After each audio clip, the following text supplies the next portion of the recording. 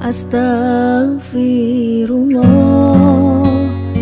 Salawat dan salam kita hadiahkan kepada Rasul kita Nabi besar Muhammad sallallahu alaihi wa ala alihi wasallam. Kajian di malam hari ini, sebelum saya lebih lanjut lagi,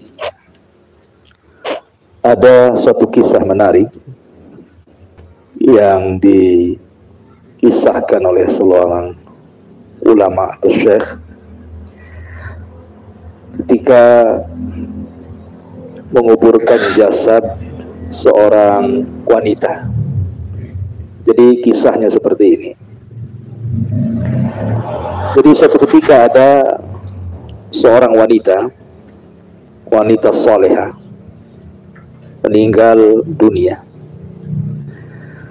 Kemudian Syekh bercerita setelah dimandikan, kemudian dikafankan, kemudian disolatkan dan dikebumikan. Jadi sebelum orang-orang pulang dari kuburan mereka, tiba-tiba kemudian ada suara yang keluar dari dalam kubur itu. Tapi tidak jelas suaranya seperti apa. Maka orang-orang pun pada ngumpul di kuburan wanita salehah itu karena ingin jelas sebenarnya ada suara apa dalam kuburan itu. Akhirnya kemudian syekh yang ikut menguburkan ini dipanggil untuk kembali ke kuburan. Ada apa sebenarnya yang terjadi di dalam kuburan itu? Maka syekh itu kembali, kemudian tangannya diletakkan di kuburan. Tiba-tiba ada sedikit cahaya yang keluar dari kuburan itu. Kemudian sempat mendengar beberapa ucapan, tapi masih tidak jelas juga. Kemudian syekh itu ketika berdiri merasakan seolah-olah ada getaran di dalam bumi itu, dan seolah-olah bumi itu meluas.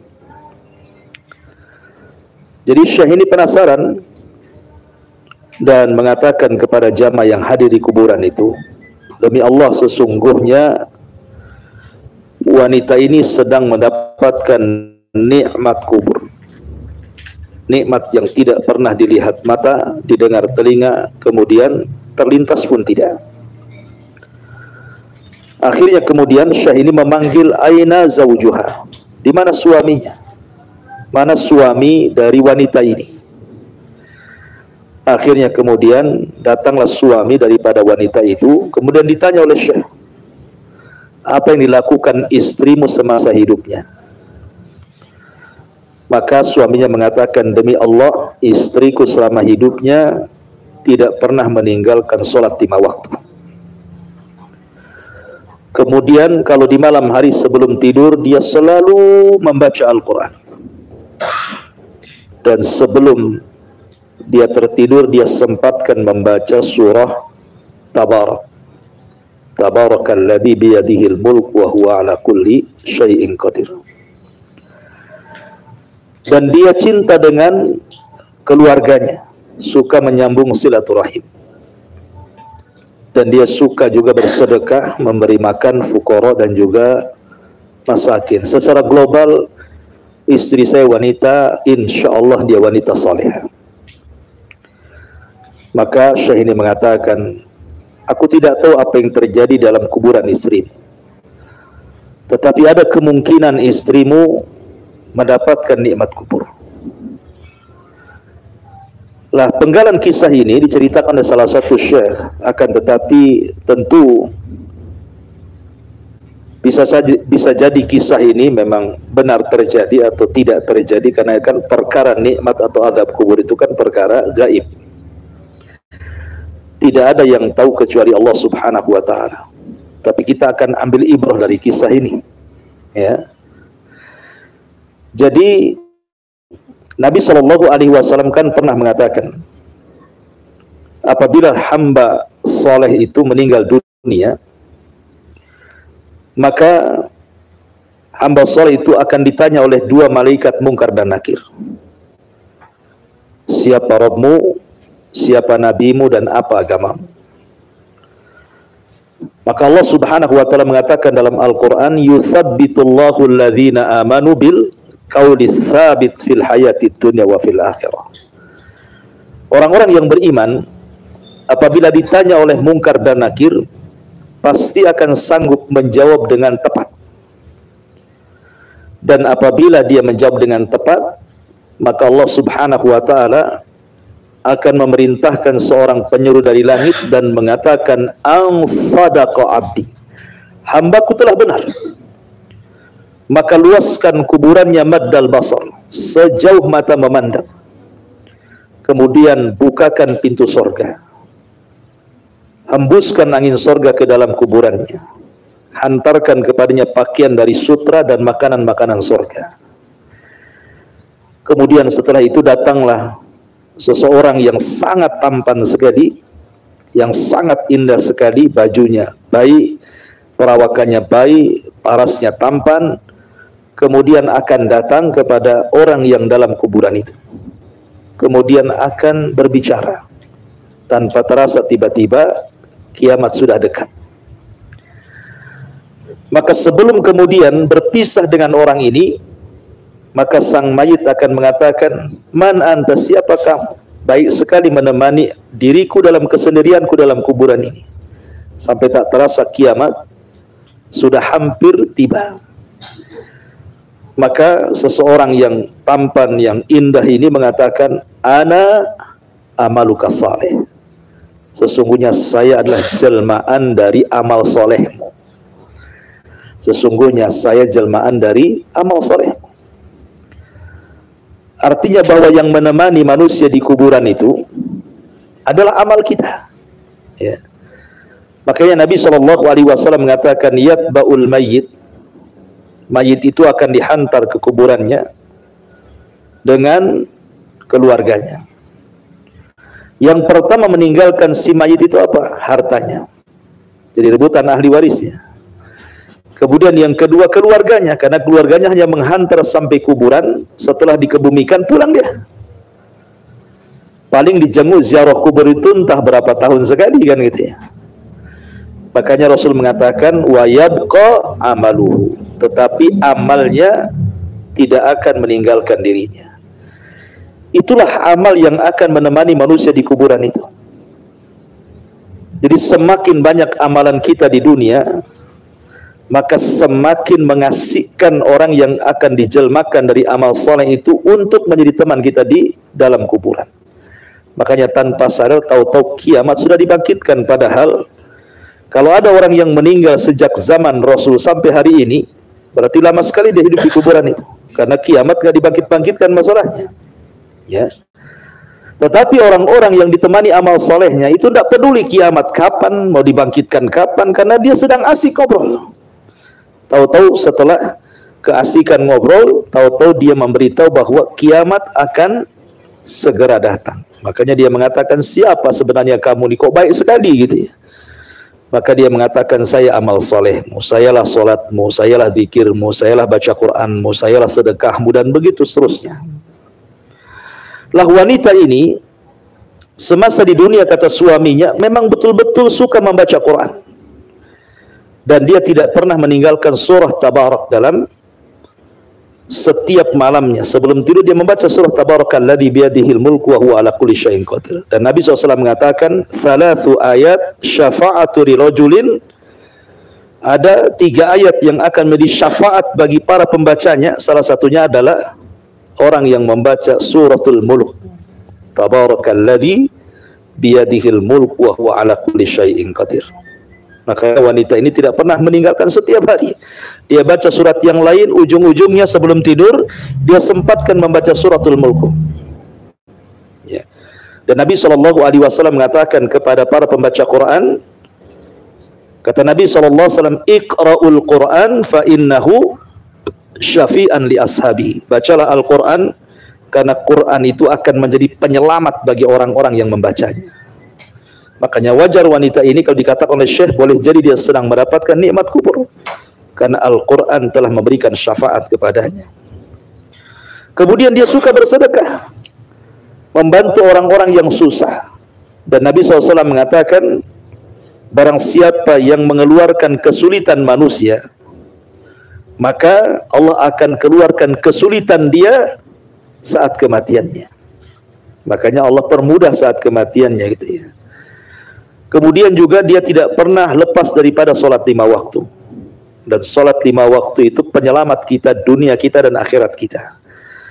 Makanya ketika Rasul SAW bicara tentang seorang wanita, Rasul mengatakan, idza shallatil mar'atu khamsaha wa shamat syahraha wa ata'at ba'laha wa hafizat farjaha qila laha udkhulil jannah min ayyi abwabis samaniyati syi'ti. Apabila seorang wanita menjaga salat 5 waktunya, menjaga puasa Ramadannya, menjaga kemaluannya, menjaga suaminya, maka silahkan masuk surga dari 8 pintu surga manapun yang Anda sukai. Ma'asyiral muslimin wal muslimat rahimani wa rahimakumullah. Maka dari sini seseorang harus berbekal, gitu ya. Dan bekal yang paling baik adalah takwa. Pertanyaannya, apa itu takwa? Sering kita mendengar, wa tazawwadu fa inna khairaz zadi taqwa. Berbekalah kalian dan sebaik-baik bekal adalah takwa. Apa itu takwa? Ali bin Abi Thalib radhiyallahu an ketika ditentang takwa, dia mengatakan takwa itu al khaufu minal jalil wal amalu bit tanzil wal qana'atu bil qalil wal isti'dad li yaumir rahil. Jadi takwa itu takut kepada Allah, beramal dengan apapun yang diperintah Allah dan menjauhi yang dilarangnya. Kemudian qana'ah, merasa cukup pemberian Allah, walaupun pemberiannya tidak banyak, tapi dia merasa cukup. Boleh jadi ini kebaikan bagi dia. Kemudian juga isti'dad, berusaha untuk mempersiapkan setelah kematiannya. Makanya seorang mukmin yang cerdas itu adalah seorang mukmin yang pertama, kata Nabi, al-kayyis man dana nafsah wa amila lima ba'dal maut. Orang yang cerdas, seorang mukmin itu orang yang muhasabah, setiap harinya coba muhasabah, ngaca gitu ya. Bisa nggak hari ini lebih baik daripada hari kemarin? Bulan ini lebih baik dibandingkan bulan kemarin. Tahun ini lebih hebat dibandingkan tahun kemarin. Kemudian persiapan setelah kematian. Dan seorang mukmin harus pandai memilah-milah amalan. Mana amalan-amalan yang akan dibawa sampai kuburan, itu diutamakan gitu ya. Mana amalan-amalan yang mungkin manfaatnya tidak sebesar manfaat amalan itu. Ya, jadi carilah amalan-amalan yang bisa bermanfaat untuk kematian kita. Salah satunya Nabi SAW mengatakan, ada beberapa amalan yang kalau Anda amalkan itu akan ikut sampai kuburan. Kemudian Nabi SAW mengatakan, ilman allamahu wa nasyara. Ilmu, seperti sekarang belajar ini ya. Kita sedang belajar, artinya sedang menuntut ilmu. Nanti apa yang antum dapati nih malam ini, antum bisa ajarkan kepada orang lain. Mungkin yang punya keluarga, ajarkan ke keluarganya, ajarkan ke anak-anaknya gitu ya. Maka ilmu yang dipelajari dan disebarkan itu salah satu amalan yang sampai ke kuburan. Kemudian yang kedua, kata Nabi SAW, au masjidan banah, ataupun masjid yang dibangunnya. Tentu membangun masjid tidak mesti antum sendirian bangun dari mulai pondasi sampai ke selesai, sampai sholat 5 waktu orang-orang di situ. Tidak mesti. Mungkin saya tidak bisa menyumbang, tetapi bisa menyumbang tenaga. Kan itu ya. Pemanya ada pembangunan masjid, antum tidak bisa infak. Saya bisa infak dengan tenaga saya. Gak usah dibayar, jadi helper pun tidak apa-apa. Apa yang saya bantu. Nah, gitu ya. Atau mungkin punya uang tidak banyak, hanya cukup untuk mungkin membeli besi 1 lonjor, membeli batu-batu hanya 1 gerobak gitu. Gak apa-apa. Ya. Karena itu amalan yang bisa membawa Anda kepada kematian Anda. Kemudian yang ketiga, au mushafan warathahu. Ataupun menyumbang mushaf. Mungkin ini habis gajian gitu ya. Belilah mushaf di pasar. Ya, kemudian sedekahkan. Mungkin ke masjid mana, taruh 1 di situ biar nanti dibaca orang kan gitu ya. Gak apa-apa, pura-pura datang ke masjid, Sholat wajib di situ, sebelum pulang ambil dari tasnya, taruh saja di situ, bilang saja wakaf dari hamba Allah, dah pulang kan itu ya. Mudah-mudahan mushaf itu dibaca orang, kan kita tidak tahu kan itu ya, siapa yang akan membaca di situ. Tulis saja wakaf di situ, jangan pula ditulis nama antum, nanti dibalikin ini mas ketinggalan mushafnya kan itu ya. Artinya bahwa tulis di situ wakaf untuk Allah Subhanahu wa taala. Au nahran ajrah, ataupun mungkin sedekah air. Ya, mana-mana masjid, mana-mana pesantren, mana-mana desa yang kekurangan air gitu ya, sedekah dengan air. Dan itu sedekah yang paling baik itu memberi minum. Ya, sedekah yang paling baik memberi minum. Karena ada sebuah kisah. Jadi ada seorang imam hadis namanya Imam Hakim. Imam Hakim itu ma'ruf. Ya, kalau antum membaca hadis mesti ada di belakangnya rawahul Bukhari, rawahu Muslim, rawahu Hakim, rawahu Tirmidzi. Hadis ini diriwayatkan Imam Bukhari, Imam Muslim, Imam Hakim, Imam Tirmidzi gitu. Ada namanya Imam Hakim pengeluar hadis. Jadi Allah Subhanahu wa taala takdirkan Imam Hakim ini banyak luka. Ya, ada luka di badannya, bernanah gitu, enggak sembuh-sembuh. Ya. Dia sudah datang ke tabib, diupayakan diobati ini dan itu juga tidak kunjung sembuh. Akhirnya kemudian dia mencoba hadir di majelis taklim, gurunya namanya Imam Sabuni. Dihadiri gurunya Imam Sabuni, setelah kemudian hadir pengajian, kata Imam Hakim, ya Imam, doakan saya punya penyakit di badan saya ini. Saya sudah berobat ke sana kemari, tidak kunjung sembuh. Ya. Maka kata Imam Hakim, tolonglah doakan kepada Allah dan jamaahmu agar Allah menyembuhkan penyakitku. Maka Imam Hakim pun kemudian mengajak jamaahnya, ayo kita doakan sama-sama, kata Imam Sabuni, mudah-mudahan Imam Hakim ini sembuh. Lah salah satu jamaah itu ada seorang wanita salehah, seorang ibu-ibu yang salehah, selalu ikut di kajiannya Imam Sabuni. Lah wanita ini tiba-tiba di malam harinya bermimpi, didatangi oleh malaikat, kemudian malaikat berpesan kepada ibu ini, tolong katakan kepada hakim, kalau ingin sembuh penyakitnya sedekahlah dengan air, katanya. Maka keesokan harinya ibu ini mendatangi Imam Sabuni menceritakan mimpinya. Maka Imam Sabuni memanggil Imam Hakim dan mengatakan, ya Imam, ya Hakim, ada seorang wanita bermimpi tentangmu, didatangi malaikat agar supaya engkau bersedekah dengan air. Carilah tempat-tempat desa-desa, karena di zaman itu kan air sangat dihajatkan, lain dengan di zaman sekarang. Air itu susah di zaman itu. Akhirnya Imam Hakim pun kemudian mencari desa di mana desa itu berhajat kepada air, kemudian dia gali sumur di situ dengan biaya yang keluar dari dia. Setelah keluar airnya disedekahkan kepada orang desa. Tidak sampai beberapa hari setelah dia bersedekah dengan air, rupanya Allah sembuhkan penyakitnya. Dari sini kata Nabi SAW, tadawau mardokum bis sadaqah. Cobalah orang sakit di antara kalian itu diobati dengan sedekah. Gitu ya. Jadi sedekah itu salah satu obat sebenarnya. Ini malah orang sakit makin pelit, ya makin sakitlah dia kan itu. Ya, kalau orang sakit ingin sembuh, cobalah sedekah. Niatkan sedekahnya itu untuk kesembuhan. Itu ya. Jadi kalau orang pamannya Anda ini dengar orang tua lagi di rumah sakit. Anda di sini orang tua di kampung, dengar orang tuanya lagi di rumah sakit gitu ya. Maka Anda selaku anak Anda bisa bersedekah di sini. Saya ingin ikut menyembuhkan, saya kan bukan dokter. Saya bukan perawat, saya juga tidak bisa pulang. Macam mana mau menemani ibu saya, bapak saya di rumah sakit? Bagaimana caranya untuk mengobati? Dengan cara jauh. Dengan cara apa? Sedekah. Ya Allah, saya hanya bisa bersedekah. Tolong ibu saya sembuhkan. Kan begitu, ya kan? Lah itu sudah membantu orang tua kita kesembuhan sebenarnya. Kata Rasul yang mengatakan tadawu madhukum bisadaqah. Obati orang sakit kan dengan sedekah. Dan sedekah ini bukan hanya manfaat dunia sampai ke akhirat. Makanya Nabi SAW mengatakan, idza mata ibnu Adam in qata'a amaluhu illa min thalathin sadaqatin jariyah. Yang pertama sedekah jariyah. Apabila anak Adam meninggal, tidak ada yang dibawa kecuali 3 perkara. Yang pertama disebut sedekah jariyah, sedekah yang mengalir. Terutama sedekah ketika kita sehat dan ketika kita sedang di atas rizki dari Allah Azza wa Jalla. Karena kalau kemudian ketika tidak sehat, kemudian ketika kurang ekonomi, rasa-rasanya berat mau sedekah itu kan. Tapi setan ini memang cerdas. Biasanya ketika kita di atas angin, di atas rizki, setan datang membisikkan di telinga kita. Apa kata Allah?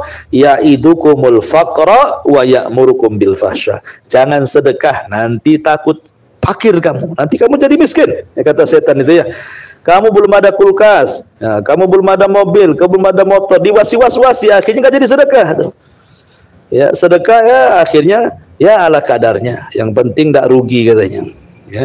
Jadi Nabi SAW amalan yang bisa bermanfaat untuk kematian adalah bersedekah air. Ya. Termasuk baitan libnis sabil, kata Rasulullah SAW, atau membangun rumah. Rumah ini bukan untuk disewakan, ya kan? Bukan untuk dijadikan kos-kosan, tidak. Sengaja dibuatkan satu rumah kosong.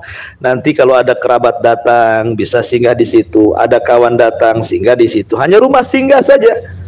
Daripada dia ke hotel, kasihan sudah di sini saja, ya kan?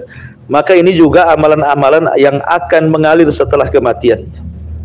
Ya, termasuk juga waladan salihan yad'ulahu, anak yang kita tinggalkan dan dia anak yang saleh. Ini tanggung jawab kita.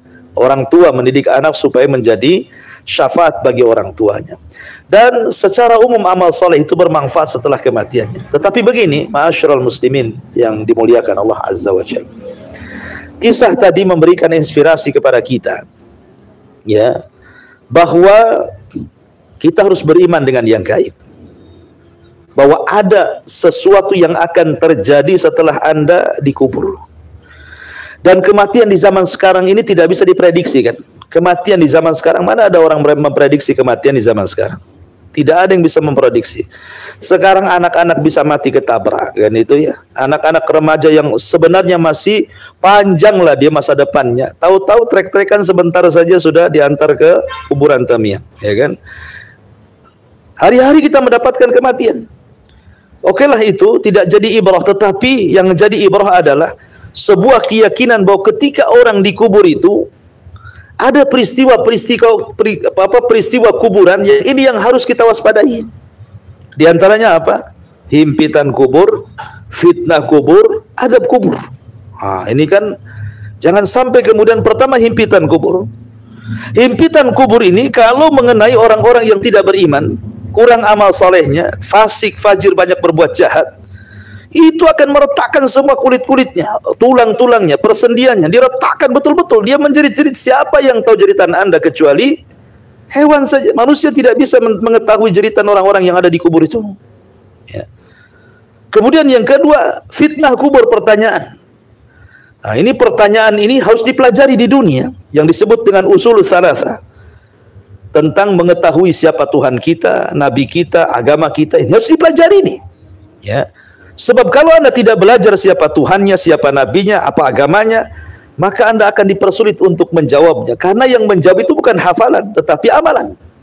Kalau hafalan saja saya sudah hafal, kan? Ustadz hafal saya. Coba tanya saya, katanya. Siapa Tuhan? Teriak Anda mengatakan Allah. Siapa Nabi? Teriak Anda mengatakan Muhammad. Apa agamamu? Lihat KTP saya Islam. Gitu ya. Iya, bisa teriak di dunia. Jangankan di dalam kuburan. Lihat orang sakaratul maut itu. Ditalkin satu lafaz yang pendek, la ilaha illallah, jarang yang berhasil, kan? Padahal kalimat la ilaha illallah itu semua berada di jauf, di dalam mulut. Kan huruf hijaiyah itu ada yang keluar lewat bibir, ada yang di dalam, ya, suaranya. La ilaha illallah semua dari dalam. Artinya memungkinkan orang sedang sakaratul maut itu membaca la ilaha illallah. Dan tidak ada lafaz yang bisa diucapkan orang yang sedang sakaratul maut kecuali la ilaha illallah. Kalimat yang nggak akan mungkin dia keluar. Tapi la ilaha illallah bisa. Tapi betapa banyak orang-orang yang ditalkinkan tidak bisa mengucapkan kalimat itu. Padahal ketika di dunia mungkin 1000 kali dia baca la ilaha illallah. Tapi sedang sakaratul maut ternyata tidak bisa juga dia mengucapkan kalimat itu. Lah di dunia saja ditalkinkan tidak bisa, gimana dikuburkan? Siapa yang menalkin? Ya kan? Artinya bahwa peristiwa-peristiwa seperti ini harusnya jadi sebuah pelajaran, kan itu ya. Bahwa kita ini akan mati, nanti habis kematian itu ada himpitan kubur, ada fitnah kubur, ada azab kubur, ada nikmat kubur, kan? Sehingga renungan-renungan seperti ini bisa mengingat kepada kematian. Makanya kenapa Rasulullah SAW khususnya bagi laki-laki ada sunnah yang disebut dengan sunnah ziarah kubur. Kata Rasul, kuntu nahaitukum an ziyaratil kubur fazuruha fa innaha tudzakirukumul akhirah. Dulu aku larang kalian ziarah kubur. Sekarang kalian ziarah. Ziarah sekarang. Karena hal itu bisa mengingatkan kalian dari kematian. Pertanyaannya, antum suka ziarah enggak? Enggak yakin. Nabi itu kalau ziarah malam, ya. Kalau antum sibuk karena kerja gitu ya, siang kerja di sini, kan malam-malam nanti jam 1 itu kan nggak kerja kan? Coba datang ke kuburan tapi yang itu kan. Kalau takut sendirian berdua, ya takut berdua bertiga. Coba ziarah kubur betul-betul ziarah, lepas sandal, masuk ke gerbang kuburan, assalamualaikum ya ahlal kubur, inna bikum lahikun, nas'alullahu lana walakumul afiyah, masuk ke dalam kuburan. Di situ antum tengok kuburan. Jangan nengok-nengok nanti pula bulunya berdiri. Artinya bahwa betul-betul renungkan bahwa saya itu akan seperti kamu, ya kan? Tapi di zaman sekarang memang orang kadang sudah keras hati ya. Jangankan lagi cerita kuburan. Kadang-kadang ada tetangga meninggal. Enggak juga kita ini takut, ya kan? Padahal sebenarnya kita pun antrian kematian tuh. Habis dia jangan-jangan saya kan itu. Tapi mungkin hati kita ini sudah keras, banyak maksiat. Kayaknya mati itu udah biasa. Hari-hari antum nengok di YouTube itu orang kena tabrak, kena apa, mati makan mabuk oplosan, pil ini pil itu gitu ya. Ya biasa saja kayaknya kan. Nah, itulah kalau orang kemudian ada kematian dan tidak mengambil ibrah dari kematian, berarti ada masalah dengan hati Anda ini. Ada masalah itu. Ya. Sebab kalau orang melihat ada orang kematian, pasti dia akan ketakutan tuh. Jangan malam ini saya. Sehingga dia langsung pulang istighfar, sholat, tobat dan begitu seterusnya. Makanya ma'asyiral muslimin yang dimuliakan Allah Azza wa Jalla, pentinglah seseorang itu mengingat kematian. Wallahu a'lam. Ikhwan, ini nasihat ringan saja ya. Kita buat tanya jawab saja, silakan kita bentangkan dengan terjawab biar lebih menarik lagi. Silakan kalau ada yang mau bertanya.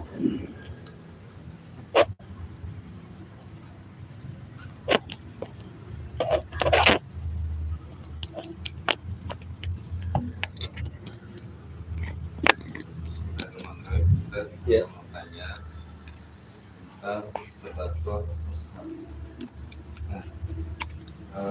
Apakah tetap mendapatkan, apakah sama pahalanya jika kita bertransaksi pada orang yang misalnya kita sedekahnya ada 10, yang membaca cuma 1 orang, atau yang sering dibaca hanya 1, yang 9 lagi jarang dibaca, itu apakah pahalanya sama atau enggak? Iya. Ya, alhamdulillah. Soal mushaf itu dibaca atau tidak kan kita tidak tahu. Kalau kita sudah meletakkan di masjid, masa tiap hari dilirik-lirik, diintai-intai, dikasih CCTV gitu kan? Tidak mungkin juga kan itu. Ngapain juga kerjaan. Artinya kita kalau sudah nyumbang ke masjid, makanya kan orang itu harus cerdas. Mana-mana masjid yang rame, kan itu ya. Mana-mana masjid yang nampak kalau ke masjid situ banyak orang baca Quran. Ya, makanya cari Quran yang bagus, yang orang menarik. Ini enak di Quran gede nih, orang-orang tua suka kan gitu. Jadi kita juga harus cerdas mencari tempat-tempat sedekah itu. Cari masjid-masjid yang ramai, yang bagus. Ya syukur-syukur di pesantren gitu yang jelas dibaca gitu kan. Datang langsung ke pesantren, langsung ngomong, kasihkan ke anaknya kan itu. Itu lebih jelas lagi. Ya. Soal dibaca atau tidak dibaca itu urusan lain gitu. Tapi kan urusan kita sudah mewakafkan mushaf ke masjid, datangi takmirnya kalau banyak, ini wakaf dari saya, enggak perlu diliput. Ya. Ini orang ngeliput kan gitu. Tolong dipoto. Nah, gitu. Waktu salaman ya. Gitu. Itu nanti takut jadi riya. Sudah diwakafkan pergi, nggak tahu siapa namanya, nggak tahu lah, hamba Allah itu saja. Atau tauriyah adalah yang menginfakkan lewat anak, padahal anak sendiri gitu ya maksudnya.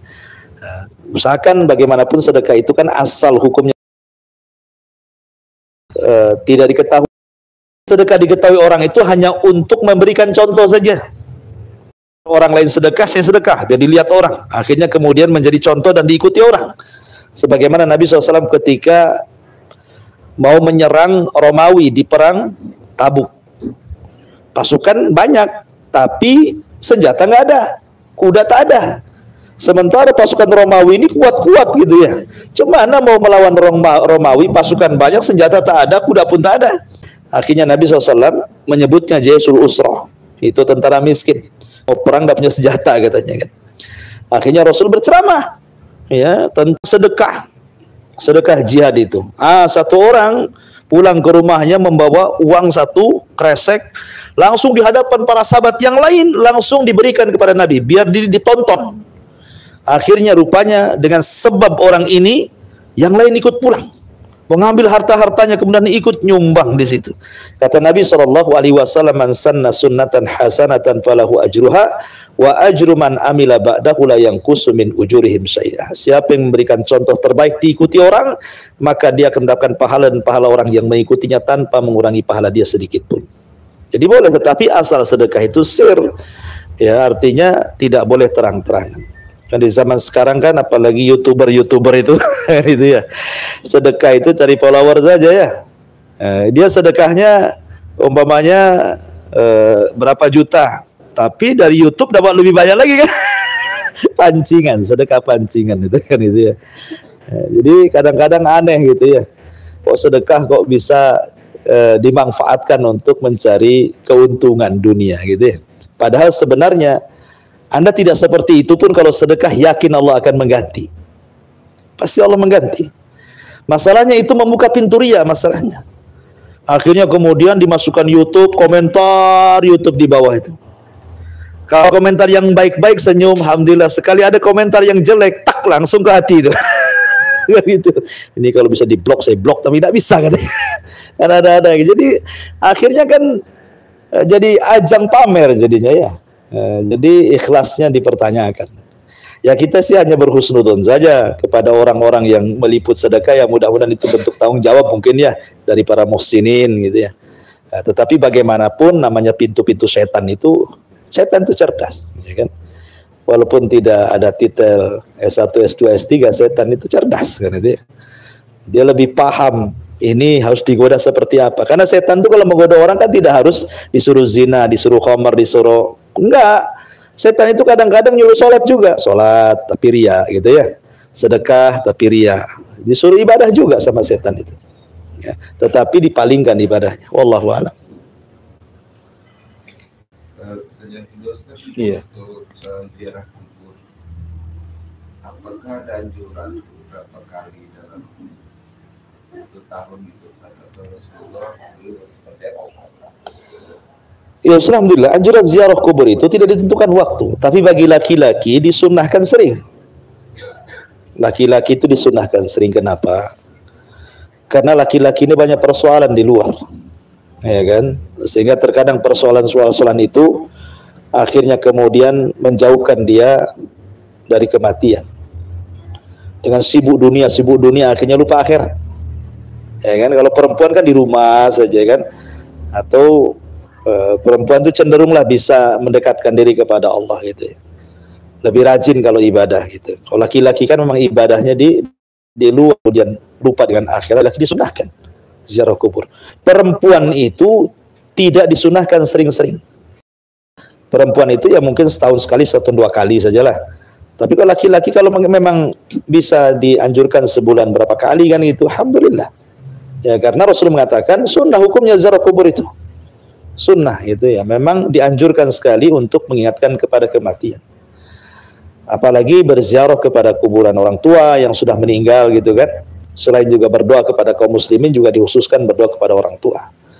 Nah, karena banyak juga di antara kita yang jangankan lagi ziarah kubur sengaja ke kuburan di sini ya, di kuburan Tamiang. Kadang-kadang pulang kampung nggak sempet juga ziarah sama kuburan saudara-saudaranya, kerabat-kerabatnya kan. Nah, jadi ini pun sunnah yang ditinggalkan sebenarnya. Wallahu a'lam. Ya.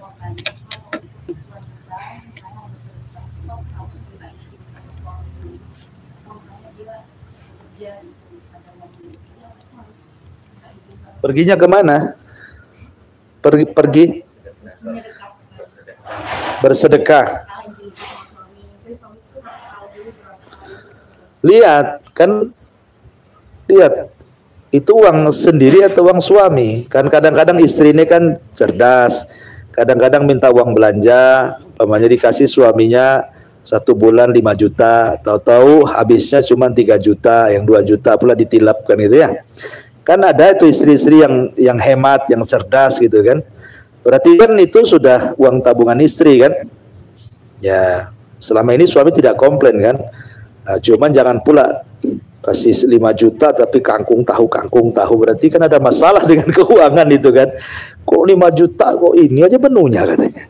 Ya, artinya bahwa kalau memang cerdas, kemudian memang izin sebelumnya, Bang, mungkin nanti kalau ada uang belanja sisa saya minta ya, kan itu Mbak ya. Akhirnya kata Bangnya nggak apa-apa lah, pandai-pandai kau aja. Nah, ditabung, artinya kan jadi milik dia. Kalau jadi milik dia kan nggak usah harus izin dulu. Ya, kalau izin nanti diminta lagi sama suami.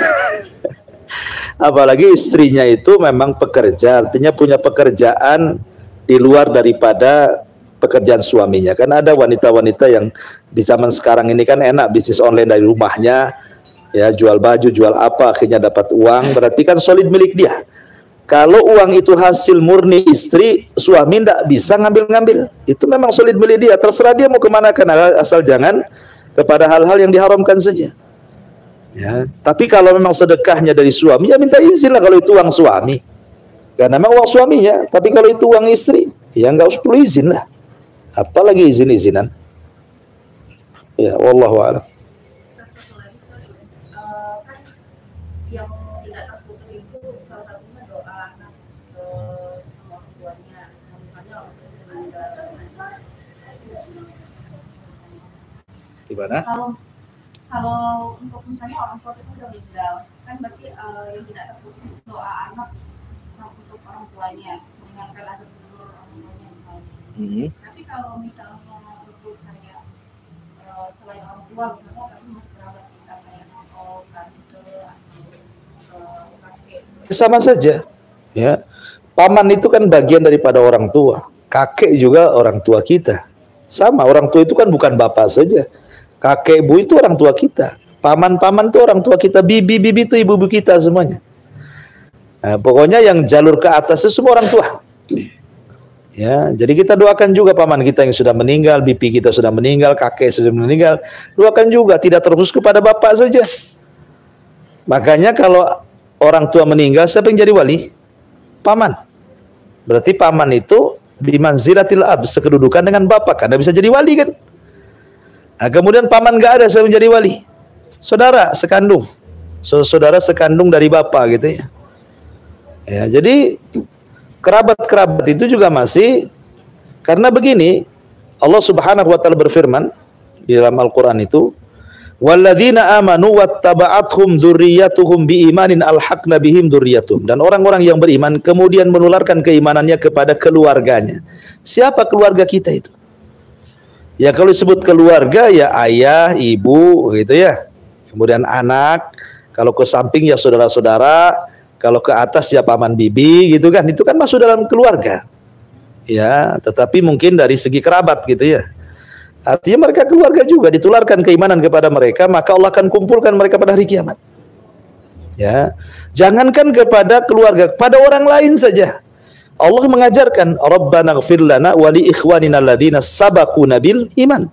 Ya Allah ampuni, ya Rabbana ighfir lana, ampuni dosa-dosa kami dan dosa saudara-saudara kami yang mendahului kami dari keimanan. Enggak ada sangkut paut dengan keluarga ini. Ya, saudara-saudara kita yang seiman yang sudah meninggal, kita doakan juga. Kan itu ya. Artinya bahwa doa ini akan bermanfaat bagi mereka. Makanya pentingnya ketika kita di dunia ini mencari teman-teman yang baik itu, supaya kalau kita mati didoakan sama teman-teman itu. Nah, kalau kita jadi orang baik ini kan, banyak temannya di mana-mana, Anda dikenal kebaikannya, udah Anda meninggal itu akan dikenang tuh kebaikannya, banyak doain. Nah, makanya penting kita seseorang itu berbuat baik sama orang, supaya bukan hanya khusus doanya dari anak saja, dari kawan-kawan pun dikirim doa. Kan makin banyak yang ngirim doa, ya makin tenanglah kita di kuburan. Nah, gitu ya. Jadi bukan terus pada keluarga saja. Wallahu a'lam. Ya. Kalau sedekah ini boleh nggak doa pada orang yang bisa sedekah? Boleh. Kalau kita kasih doain aja ya. Boleh. Boleh. Doain saya mulai saya cepat dapat jodoh ya. Enggak apa-apa. Ya, apa masalahnya? Doain. Ya, dan doanya orang yang, makanya kalau sedekah itu cari orang miskin sekali gitu. Tapi yang soleh. Jangan pula orang miskin tidak jelas. Nah, itu ya. Oh, senyum-senyum saja. Kapan lagi bang mau nanti gitu. Jadi cari orang-orang miskin yang nampak penampilannya ya sopan Islam gitu kan. Nampak dia mau sholat. Karena biasanya orang-orang yang tahu agama pasti mendoakan. Pasti mendoakan. Dan doanya ikhlas. Tapi orang nggak tahu agama ya doanya gitu-gitu saja. Makasih. Makasih aja paling tinggi kan. Tapi kalau orang-orang yang soleh, orang miskin yang suka salat, suka ini, itu doanya beda. Makanya milah-milih juga lah antum itu ngasih uang itu. Kayak orang di jalan-jalan itu tengok. Ya kadang-kadang orang yang masih kuat, masih kekar, masih muda, kemudian bawa bulu ayam, ngelap-ngelap kaca. Apa pula kan itu sama dengan ngelapnya pun tidak sungguh-sungguh, ngelap pas dekat supirnya saja.